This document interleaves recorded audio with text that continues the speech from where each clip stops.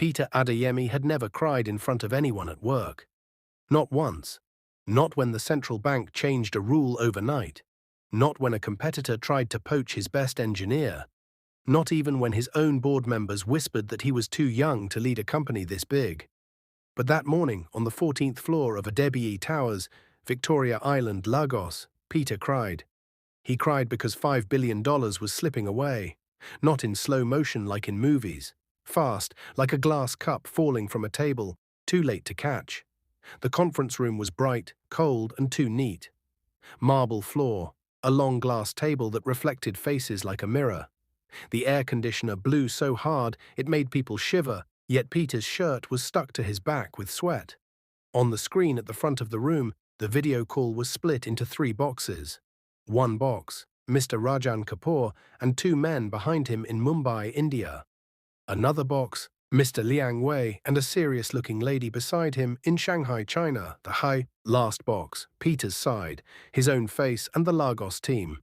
Peter's fingers were tight around an expensive pen. He had been tapping it so much, the tapping had become a kind of pain.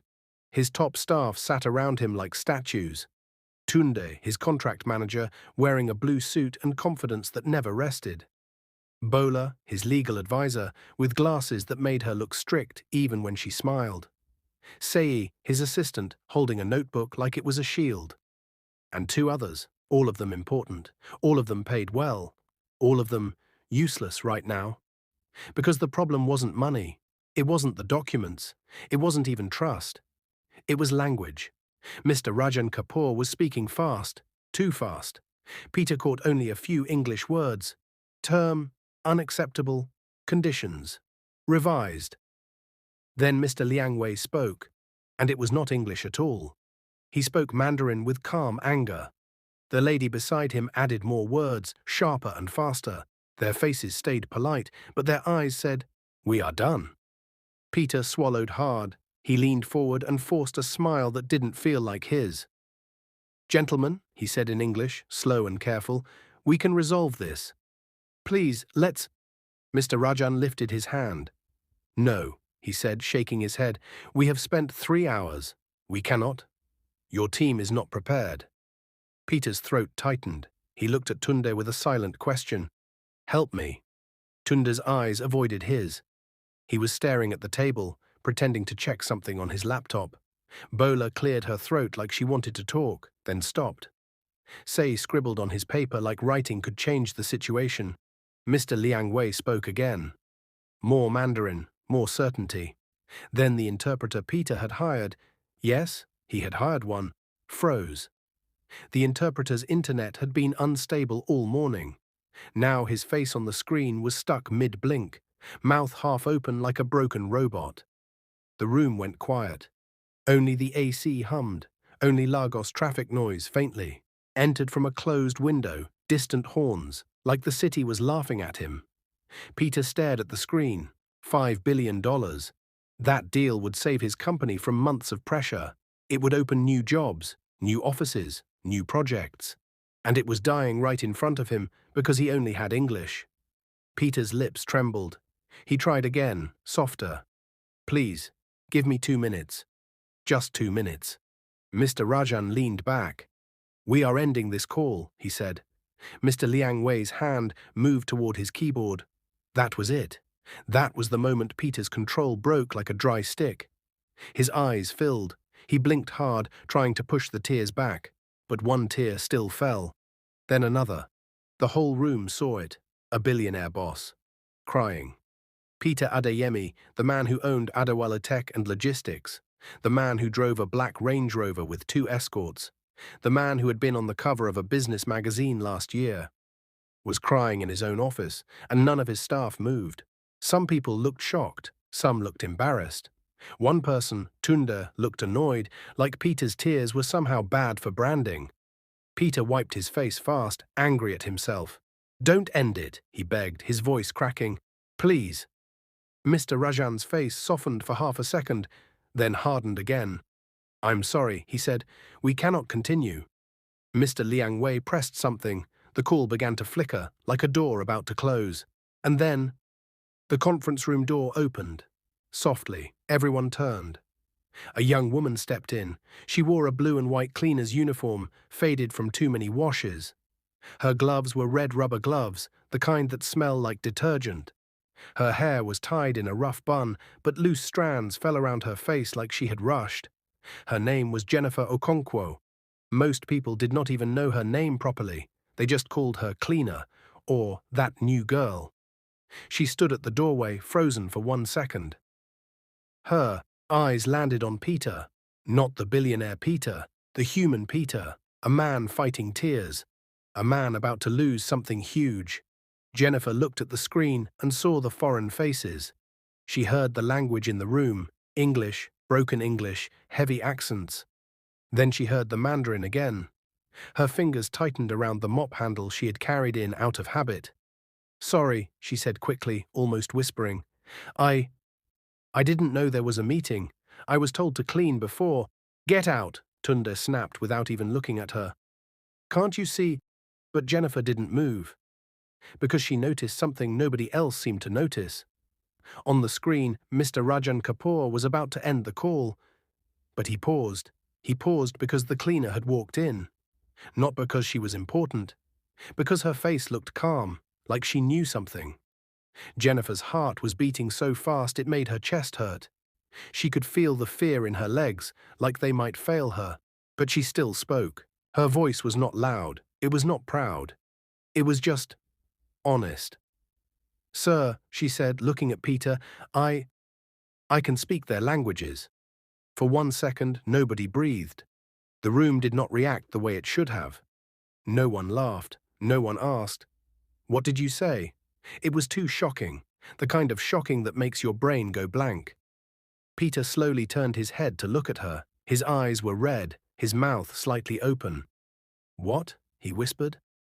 Jenifer swallowed. Her hands shook. She tried to hide it by holding her gloves tighter. "I can speak Hindi," she said, pointing lightly to the screen, "and Mandarin too."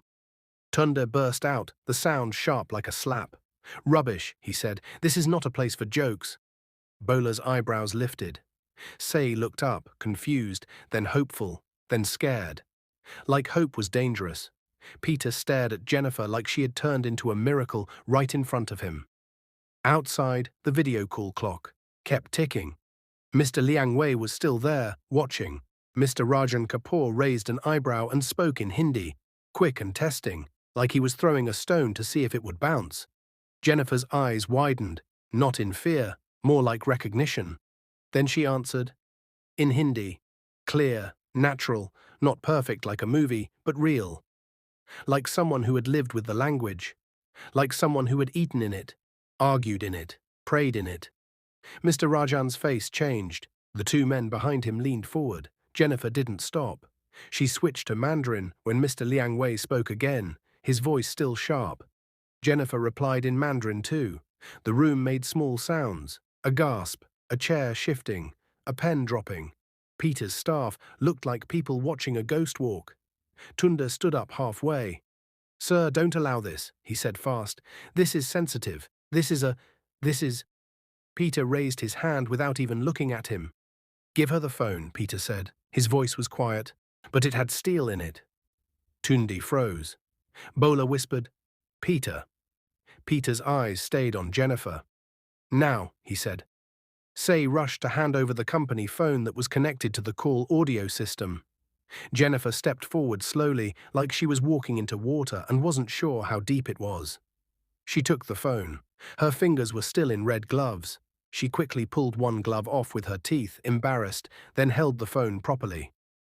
"Hello," she said, switching smoothly again. "Mr. Kapoor, I understand your concern about the performance guarantee.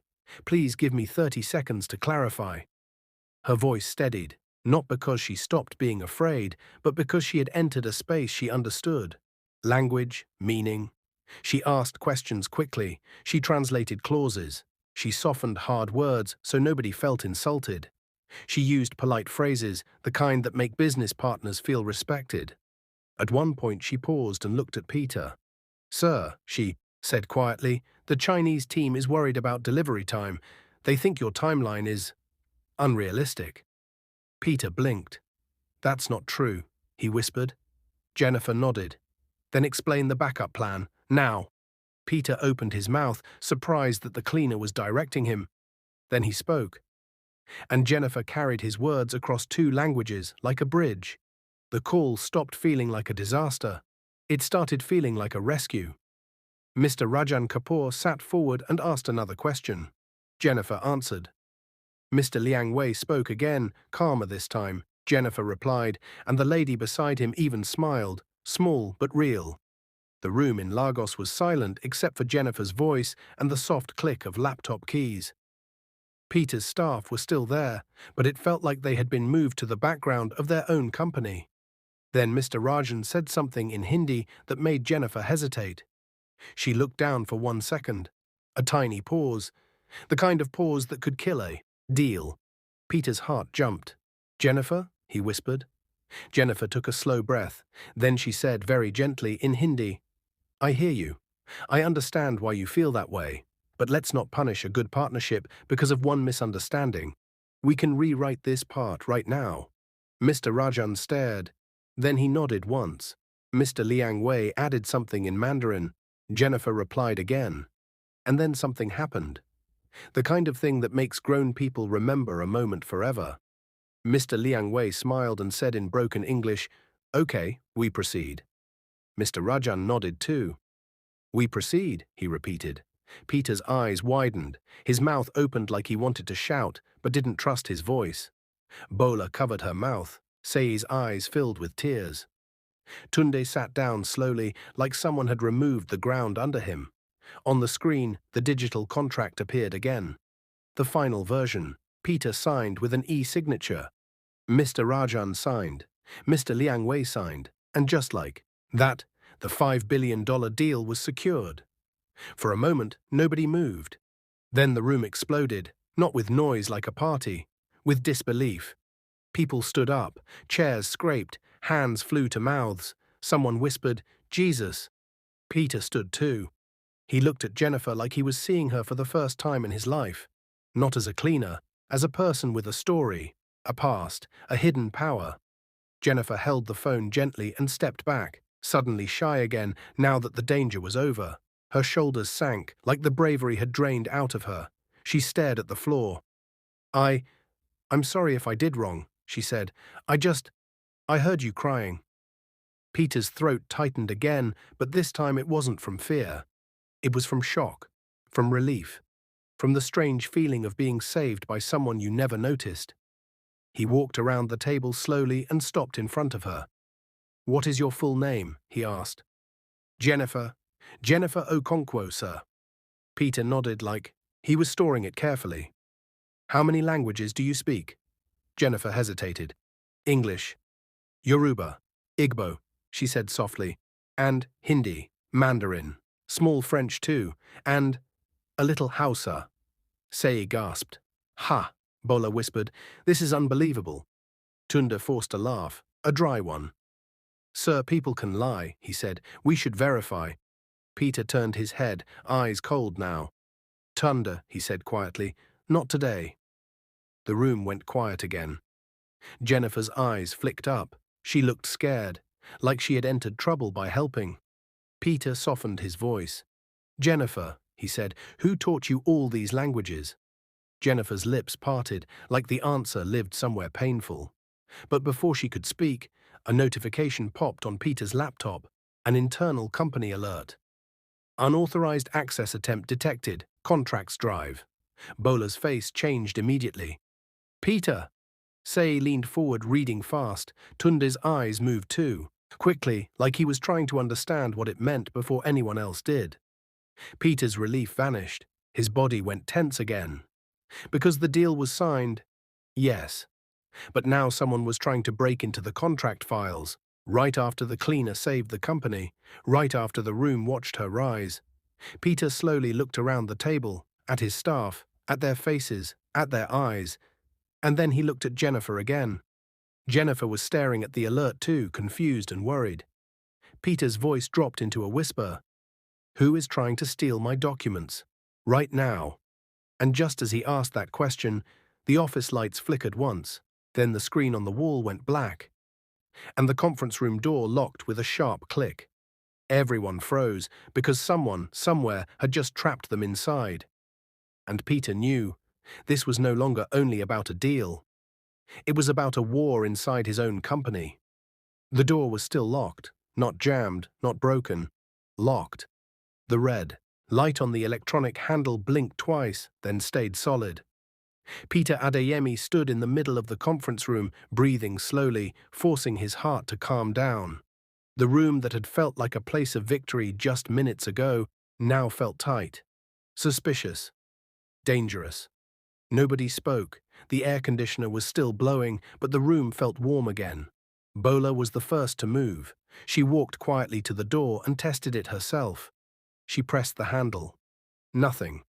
"It's locked from the outside," she said, her voice low and careful. "This is not a power issue." Sei swallowed hard. "Sir, should I call security?" Peter nodded. "Yes. Now." Sei pulled out his phone, fingers shaking slightly, and dialed internal security. The call rang, once, twice. No answer. A strange silence settled over the room.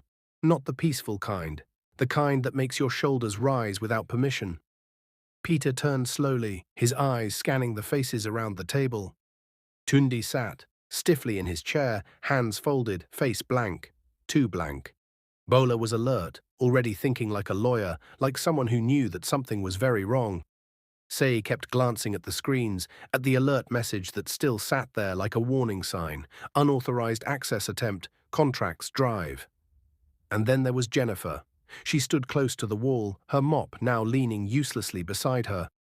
Her red gloves were gone. Her hands were bare. One hand held the phone loosely, like she wasn't sure what to do with it anymore. Her eyes were wide, not excited, not proud, worried. She had just helped save a $5 billion deal, yet she looked like someone who had stepped into danger without meaning to. Peter noticed that. He walked closer to her, lowering his voice. "Jenifer," he said, "have you been in this room before today?" She shook her head quickly. "No, sir, never. I clean early mornings or evenings. They don't allow us near meetings." Her honesty was simple, clear. Peter nodded slowly. "Have you ever used a company computer?" "No, sir." "Have you shared your login details with anyone?" She looked confused. "I don't have login details." That settled one thing. Whoever was trying to access those documents was not her. Peter straightened. He raised his voice, not angry but firm. "Whoever locked this door," he said, looking around the room, "unlock it, now." Nobody moved. Tunda let out a small laugh. Too small, too quick. "Sir," he said, "with all due respect, you're being dramatic. Maybe security is running checks. These things happen." Peter's eyes slid to him. "Tunde," he said quietly, "my security team answers on the first ring. Always." Tunda shrugged. "Networks fail." Bola turned sharply. "Not all at once," she said. "Door lock, security phones, file access. That's not coincidence."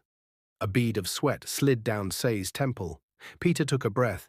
He had built this company from nothing, from a rented desk in Yaba, from nights of sleeping in his office, from learning who to trust and who not to, and right now his instincts were screaming. "Everyone," Peter said, "hand over your phones."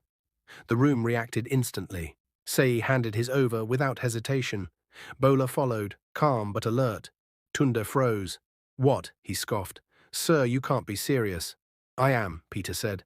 "This is insulting," Tunda replied, standing up. "I have been with this company for 8 years. And I'm asking you to hand over your phone," Peter repeated. Jenifer quietly placed the company phone she was holding on the table, even though nobody asked her. That small action did not go unnoticed. Tunda hesitated, just a second too long, then he slammed his phone on the table. "There," he said sharply. "Happy?" Peter did not respond. Instead, he walked to the wall panel and pressed an emergency override button. Nothing happened. The Shara-e door stayed locked. Bola exhaled slowly. "They've isolated this room." "Who is they?" Sei whispered. Peter looked again at the alert on the screen. The timestamp showed the access attempt started 4 minutes ago, right after the deal was signed, right after Jenifer spoke, right after power shifted. Someone expected this deal to fail, Peter said, and someone is angry it didn't. Jenifer hugged her arms lightly, like she was cold. I'm sorry, she said softly. If I hadn't spoken… Peter turned to her immediately. No, he said.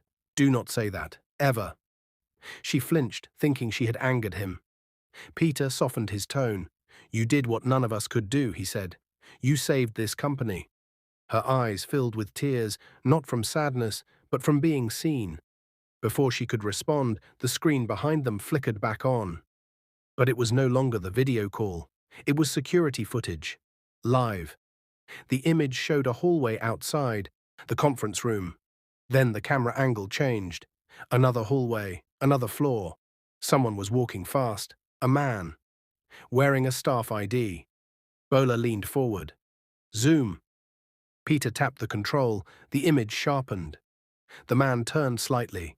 Tunde inhaled sharply. It was Kola, one of the senior IT officers. Say whispered, That's Kola. Peter's jaw tightened. On the screen, Kola entered the server room. Then the feed cut. The room erupted at once. So it's IT, Say said. That explains the access, Bola added. Peter did not speak. He was thinking. Jenifer watched his face carefully. Sir, she said gently, surprising herself, may I say something? Everyone turned to her again. Tunde rolled his eyes. Peter nodded. Go ahead. She chose her words slowly. When I worked in my last job, she said, people tried to blame the loudest person first. But the real one was always quiet, always close to power. Tunde stiffened. Peter's eyes narrowed slightly. Before he could respond, the door suddenly unlocked with a loud click. Everyone jumped. The handle turned. The door swung open. 2 armed security officers rushed in, breathing hard. Sir, one of them said, we lost control of the system for a few minutes. We… Secure the building, Peter cut in. Now, lock down IT. The officers nodded and rushed out again. Peter turned back to the room. Everyone except Jenifer, he said. You may leave. Tunde blinked. Sir? Leave, Peter repeated. Slowly the staff filed out. Bola gave Peter a knowing look before leaving. Say glanced back at Jenifer half in awe. Tunde was last. As he reached the door, he stopped. This is a mistake, he said quietly. You're letting sentiment cloud judgment. Peter looked at him coldly. No, he said, I'm letting results speak. Tunde left. The door closed again. Now it was just Peter and Jenifer. The conference room felt huge. 2. Quiet.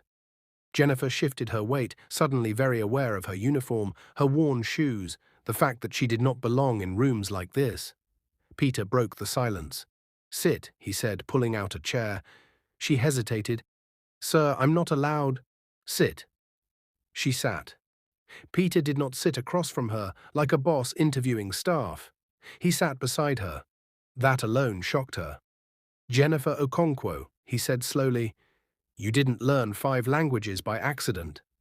Her lips pressed together. Tell me your story. She stared at the table for a long time, then she spoke. I grew up in Aba, she said. My father traded fabrics. Indians used to come, Chinese too. I listened, I learned. I liked how words worked. She paused. When my parents died, I moved around, worked in hotels, ports, cleaning offices. Everywhere I went, I listened. Her voice shook slightly. People think cleaners are deaf or stupid. They talk freely around us. Peter felt something twist inside his chest. And today, he asked. She looked up at him, eyes shining. Today, she said, I heard you cry. Peter looked away. That honesty hit him harder than any compliment. Jenifer, he said after a moment, from today, you are no longer a cleaner. Her eyes widened. What? You are joining the company as head of contract mediation, he said calmly. She stood up so fast her chair scraped loudly. Sir, no, that's impossible. It's done, he said. Paperwork will follow. Tears spilled freely now. But your staff, they will adjust. She shook her head. They will hate me. Peter nodded slowly. Yes, he said, they will. And he was right. By evening, everyone knew. The cleaner who spoke Mandarin, the cleaner who saved the deal, the cleaner who now had an office. Some people clapped, Most did not. Whispers followed Jenifer everywhere. How can someone like her jump like that? She didn't earn it. She used charm. She must be sleeping with the boss. Jenifer heard them, every word. She kept her head down. She worked harder. She read contracts late into the night. She prepared, learned, improved. Peter noticed everything. He defended her openly. That made things worse. One night, as Jenifer left the building, she noticed something odd. A small red light blinking near her new office shelf. She stopped, looked closer. It was not decoration. It was a tiny camera, hidden, recording. Her stomach dropped. She did not remove it. Instead, she installed two more. Quietly. She did not tell Peter, yet, because something told her. The real test was still coming. 3 days later, a confidential contract went missing. Not deleted, copied. Peter was called urgently. When he arrived at the office, Jenifer was already there, calm, waiting. "I know who took it," she said. Peter stared at her. "How?" She reached into her bag and pulled out a small device, a memory card. "I've been recording," she said, "because people who feel threatened make mistakes."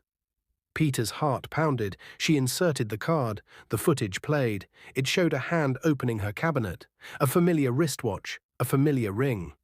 Peter recognized it instantly. The room felt like it was closing again. Because the face that appeared next on the screen was someone he trusted, someone powerful, someone close. Peter leaned back, stunned, and outside the office door, footsteps approached. Fast, angry. The handle began to turn, and Jenifer whispered, "Sir, he knows." The door handle stopped turning, not because the person outside gave up, but because they realized something was wrong. Inside the office, Peter Adeyemi and Jenifer Okonkwo stood very still. Too still. The video on the screen had paused on a single frame. A man's face, clear, sharp, unmistakable. Tunde Akinwal, Peter's longtime contract manager, 8 years of trust, 8 years of access. 8 years of quiet influence. Jenifer's heart was beating so loudly she was sure Peter could hear it. "He knows," she whispered again, her voice barely sound. "Sir, he knows." Peter didn't answer immediately. He stared at the frozen image like it was a ghost that had finally decided to show its face. Then he reached for the remote and turned off the screen. The office went dark for a second, then bright again. Peter exhaled slowly. "Sit," he said calmly. Jenifer obeyed. Outside, footsteps moved away from the door. Peter walked to the window and looked down at the Lagos traffic below. Cars, horns, people rushing with their own problems, unaware that a quiet war had just been declared on the 14th floor. "Tunde believes this company is his," Peter said quietly. "He's believed it for years." Jenifer said nothing. "People like that," Peter continued, "don't accept change. They fight it." He turned to her. "And they fight people." Jenifer's fingers curled into her palm. "I don't want trouble," she said softly. Peter looked at her with something close to sadness. "Trouble already wants you," he replied. By the next morning, the office atmosphere had changed. Not loudly, not openly, but in the way smiles disappeared when Jenifer walked past, in the way conversations stopped, in the way emails suddenly became forgotten. She arrived early, as usual, wearing a simple navy dress she had bought from a roadside shop in Surulere. It was clean, neat, professional, but still modest. As she walked toward her office, 2 junior staff whispered behind her, "She thinks she belongs here now. She'll fall soon." Jenifer pretended not to hear. She sat at her desk and opened her laptop. Her inbox was full, but none of the emails made sense. Contract documents missing pages, meeting links sent late. Calendar times changed without notice. Confusion, designed confusion. She took a deep breath and began fixing what she could. By 10 a.m., Peter called her into his office. "Sit," he said, pointing to the chair opposite him. She sat. He looked tired. "They've started," he said. "Yes, sir," she replied. "I noticed." Peter studied her face carefully. "You're calm," he said. "Most people would panic." She hesitated. "Sir, may I be honest?" always. I've been poor my whole life, she said. Fear doesn't surprise me anymore. Peter leaned back slowly. That answer stayed with him. Tundi watched everything. From his corner office, from behind polite emails and professional greetings, he watched Jenifer move through the company like an unexpected storm. He had underestimated her. That was his first mistake. Now anger sat in his chest like acid. She was a cleaner, he thought bitterly. A nobody. Yet now Peter listened to her, trusted her, protected her. And the deal, his deal, had gone through because of her. At lunch, Tunda met Kola in the parking lot. Kola looked nervous. You told me it would work, Kola hissed. Now they're watching it. Tunde's jaw tightened. Relax, he said. I always have a second plan. Kola swallowed. What if she talks? Tundi smiled thinly. She won't, he said. People like her don't survive pressure. The pressure came fast. That evening, Jenifer returned to her office to find her cabinet open again. But this time, nothing was missing. Instead, a single envelope lay on her desk. No name, no stamp. Just paper. Her hands shook slightly as she opened it. Inside was a printed photo. Her childhood home in Aba, burnt. Another photo slipped out. Her mother's grave. Then a short note. Know your place, or lose everything again. Jenifer sat down slowly. The room felt smaller. Her past had found her. She did not cry. She closed the envelope carefully, placed it in her bag, and walked straight to Peter's office. When Peter saw the photos, his face darkened. This has gone too far, he said. Jenifer shook her head gently. No, sir, she said. This is exactly where it was always going. Peter looked at her sharply. What do you mean? They don't want my job, she said. They want me scared. Peter stood up. Then they've made a mistake. The next day, Peter made an announcement. A full staff meeting. Mandatory. The hall was packed. Peter stood on the stage, calm and composed. Beside him stood Jenifer. Whispers filled the room. Peter raised his hand. Everyone here knows about the $5 billion deal, he began. You also know who made it possible. Some people clapped politely, others did not. Peter continued. From today, all contract negotiations involving foreign partners will go through one office only. He paused. Jenifer Okonkwo's office. The room reacted like it had been slapped. Tunde's face stiffened. Peter was not done.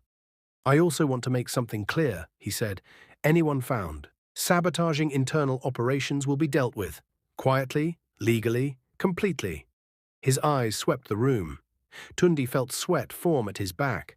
Jenifer felt exposed, but she also felt supported. After the meeting, Peter walked her back to her office. You didn't have to do that, she said softly. Yes, I did, he replied. She stopped walking. Sir, she said, this is dangerous for you too. Peter smiled faintly. I became a billionaire by taking risks, he said. This one matters. Their eyes met. Something passed between them, unspoken, real. A fake email was sent to the Chinese partners, written in poor Mandarin, claiming the company had changed delivery terms. Jenifer saw it immediately. She called the partners directly, switched languages, smoothed anger, saved the relationship, again. But now she knew, this wasn't random, this was war. That night, Jenifer stayed late. She installed another camera. This one faced the corridor.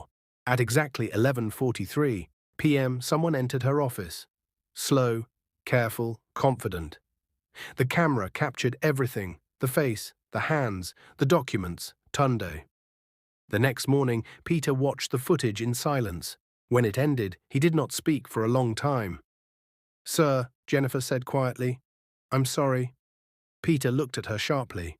For what? For causing this division. Peter stood, walked to the window again, then turned. You didn't cause this, he said. You revealed it. He picked up his phone. Legal, he said into it. Prepare everything. Jenifer felt a strange mix of relief and fear, because she knew what came next. Exposure. But Tunde was faster. Before any action could be taken, the company received a lawsuit notice. Allegations, false allegations. Against Jenifer, claiming fraud, claiming manipulation, claiming unauthorized negotiations. The media got wind of it. Headlines appeared online. Cleaner turned executive under investigation. Jenifer stared at her, phone, hands trembling. Her past poverty was being dragged into the light like a crime. Peter stormed into the office. "This ends now," he said. But Jenifer shook her head. "No, sir," she said softly. "This must end the right way." Peter paused. "What do you mean?" "They want noise," she said. "Let's give them truth." The board meeting was tense. Evidence was presented. Videos, emails, logs. One by one, lies collapsed. Tunde sat rigid, silent. When it was over, security escorted him out. No shouting, no drama, just defeat. Jenifer watched as the man who tried to destroy her walked past without looking at her. Her legs felt weak. After the meeting, Peter found her alone in the conference room. "You were brave," he said. She smiled faintly. "I was tired of being invisible." Peter hesitated, then spoke words he had not planned. "Jenifer, I care about you." Her breath caught. "Sir." "Peter," he corrected gently. She looked up at him. "I don't know what this is yet," he said, "but I know I don't want to lose you." Tears filled her eyes again, not from fear this time, from hope. She was tired, but smiling. She crossed the road carefully. A car horn blared, too close, too fast. She turned, and everything went black. The sound of metal crashing, people screaming, Peter's name on her lips, then nothing. In another part of Lagos, Peter's phone rang. Once, twice, he answered, and the voice on the other end said words that froze his blood. "Sir, there's been an accident." Peter dropped the phone, and the world tilted. Peter Adeyemi did not remember dropping the phone. He only remembered the sound. A dull thud, like something heavy hitting the floor. The voice on the other end had said more words, but they blurred together into noise. Accident, hospital, emergency. Victoria Island. Peter stood frozen in his office, his suit jacket still on the chair, his laptop open to an unfinished email he would never send. For a full 10 seconds, he did nothing. Then his body moved before his mind could catch up. He grabbed his car keys and ran. Not walked, not rushed. Ran. The traffic in Lagos that night felt cruel. Red brake lights stretched endlessly like a mockery. Horns blared, drivers shouted, bikeman weaved dangerously. Peter slammed his palm against the steering wheel. "Move!" he yelled, even though no one could hear him. His mind replayed Jenifer's smile from earlier that evening, the way she had laughed softly when he teased her about working too late. The way she had said, "Tomorrow I'll rest." Tomorrow. He felt sick. At Lagoon Hospital, Victoria Island, the emergency ward was loud and bright. Too bright. Too loud. Peter burst through the doors, breathless. "I'm looking for Jenifer Okonkwo," he said sharply to the nurse at the desk. "She was brought in from an accident." The nurse looked at him once and nodded. "Emergency surgery," she said. "Please. Wait. Wait." The word landed like an insult. Peter paced. Minutes stretched. Every time the doors opened, his heart jumped. Finally, a doctor approached, middle-aged, calm, tired eyes.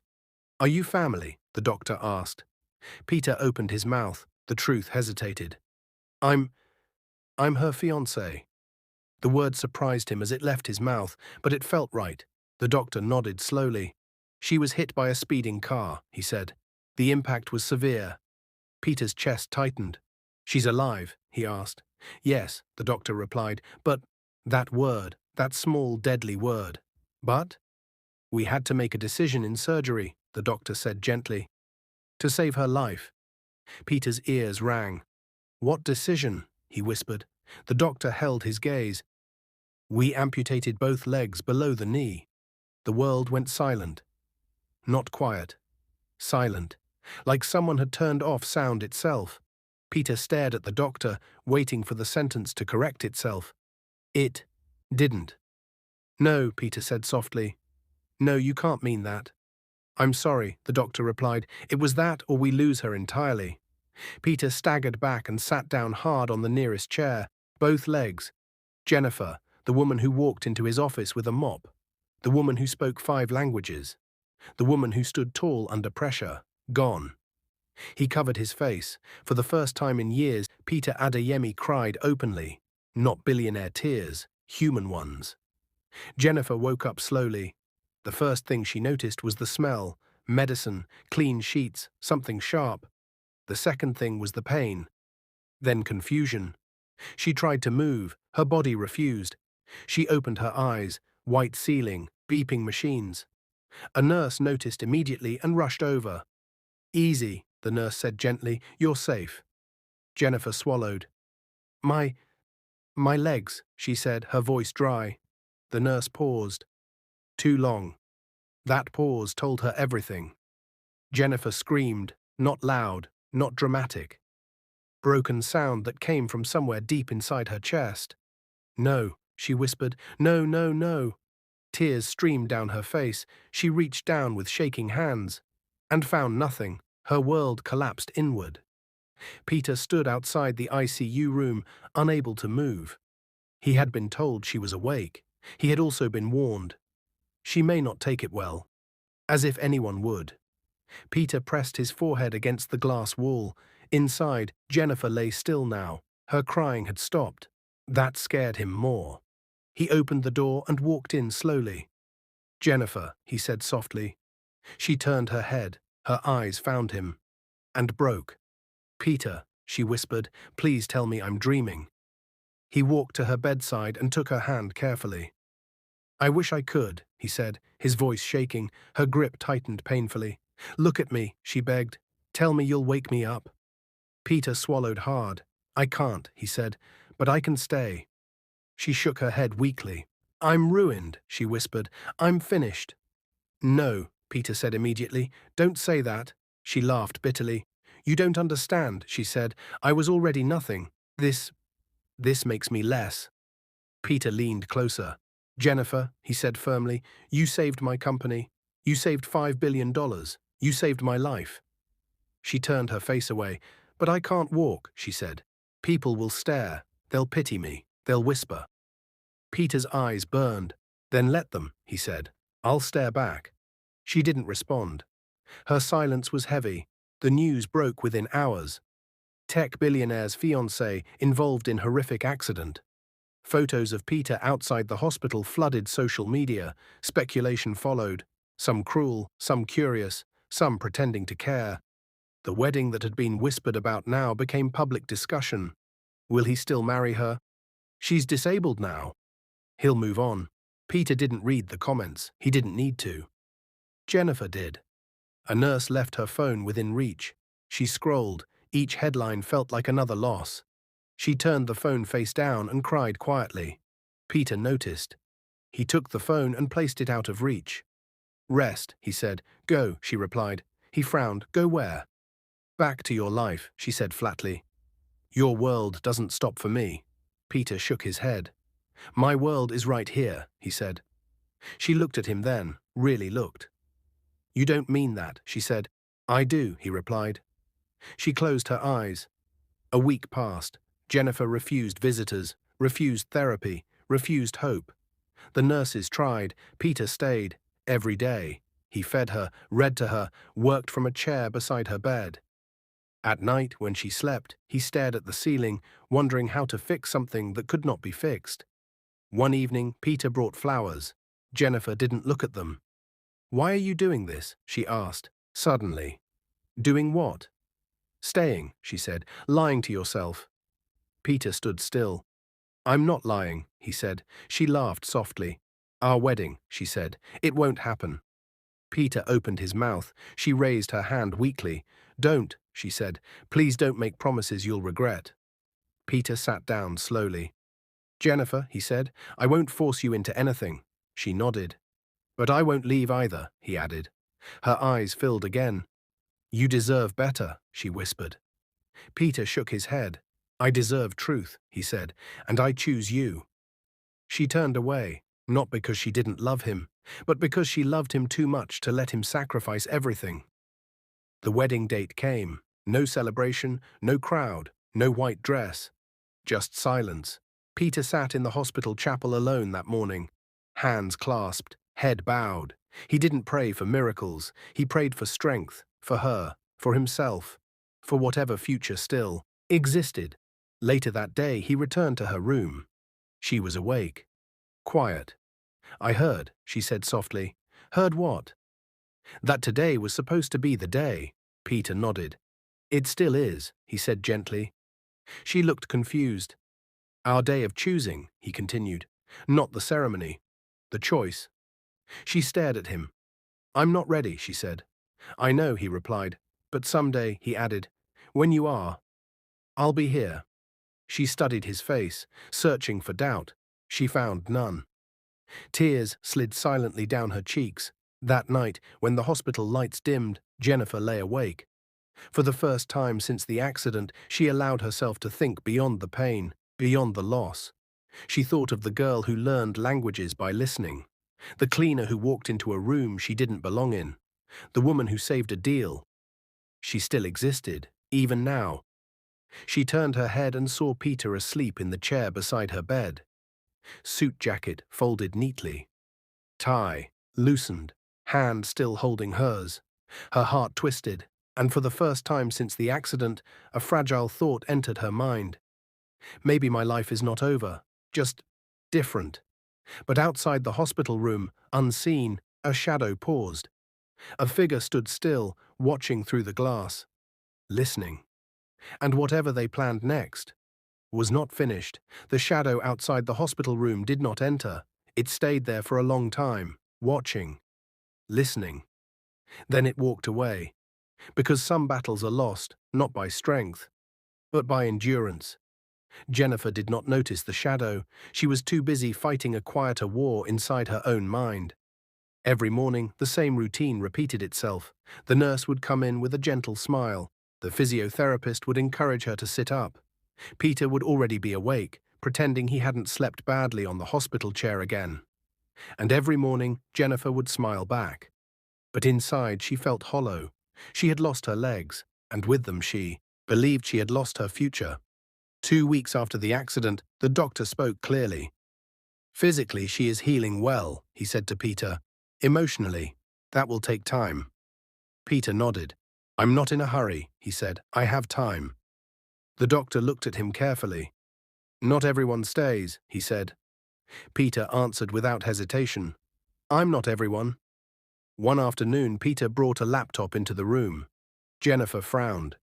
"You're still working?" she asked. He smiled. "Not exactly." He opened the laptop and turned it toward her.